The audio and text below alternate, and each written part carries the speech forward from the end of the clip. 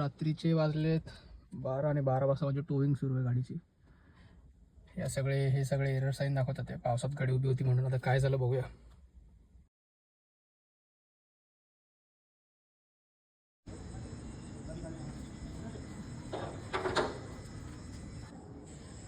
त्यांनी कॅल्शियम नाही मारले दादा किती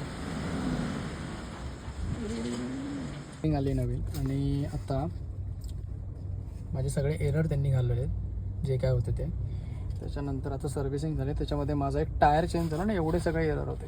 EPC lighting, MI lighting, multiple light showing जे काय दिसते ते.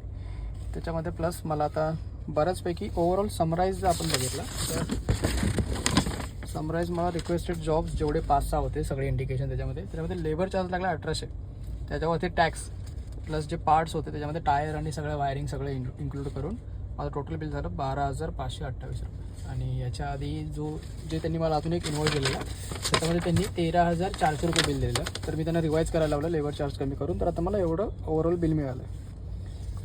सो ही होती जर्नी पूर्ण आपल्या उंदीर खाल्ल्यावर कसं रिपेअर करायचं, काय होतं, स्कोडामध्ये किती खर्च येऊ शकतो. तर हा ओव्हरऑल बजेट आहे.